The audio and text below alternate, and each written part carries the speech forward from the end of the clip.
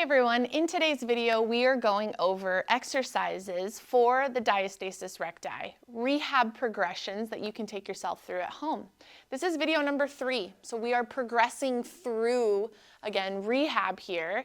If this is the first time you're seeing this video, go back to video 1 first, starting on your back, progress that by flipping over, then come to this video here, okay? So we're going to challenge the abdominal wall in a different plane of motion now, which is what we call the frontal plane, which is what I'm moving in here. And we're just going to use a simple exercise like a side plank to challenge that a bit, but I'll show you some different progressions for that. So as always, coming back to the basics in this new position, let's just make sure we can find position first, hold, and find that skill set that we are learning. So I like to be on my elbow to begin with. Knees bent, okay? And in this position, we don't want to be sinking towards the floor because we're not going to be able to properly breathe and disperse into the abdomen like we've been working on. So we're going to perk up a bit, maybe push through the floor with your elbow here. Now that you're in that tall neutral spine, we're going to tuck those ribs a little. We're going to maybe tuck the butt a little bit as well and see if you can breathe in this position. Hand here to breathe. Top side 2. Back side, check all your spots before we start moving, okay? If you need to just stay in this position and breathe, there is nothing wrong with that. Practice that for about 5 to 10 minutes a day. Next progression from here would be push through the knees, through the elbow, get rid of where your side of the hip is touching the floor, bring yourself forward, belly button to the camera, take a breath, and return, okay?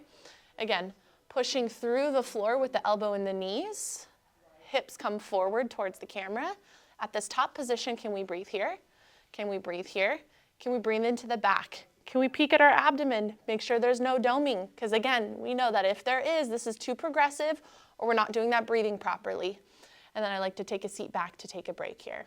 Take yourself through this on both sides. Again, just challenging yourself in the holding position first here, the holding position at the top here, making sure that we have those skills to begin with, okay? Something you can do for modification, sometimes easier or harder, just depending on who you are. From the elbow, you can just come to the hand, okay?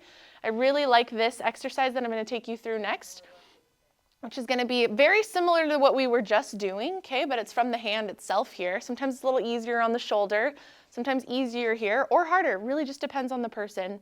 Can we breathe at this top position? Can we open up this top leg? Can we breathe there? Can we return? And can we sit back down? Okay. Well, these ones where we're kind of challenging some reps and challenging the breathing for the core, for the diastasis, okay, we're going to go about 8 to 10 reps. Again, there's nothing wrong with doing 3 if that's your threshold, okay? Respect that for a little bit before you move up to that 8 to 10 rep range. Opening up the leg at the top, coming back down, and then returning, okay? Last progression I like to add to this, and I actually got this from BirthFit. If you haven't heard about it, check it out. It's really cool. We're going to come to the top here. We're going to open up. We're going to swing that leg to the front. We're going to kick, again, take a breath, return, and return.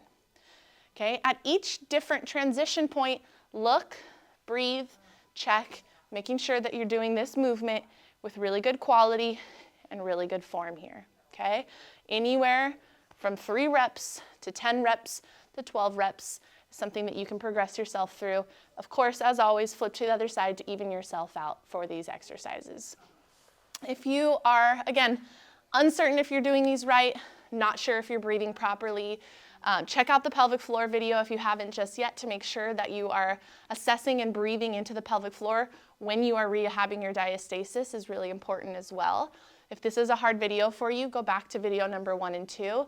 If you're just not sure if you should be doing these videos on your own and you want some support, reach out to us. We can help you virtually or in person.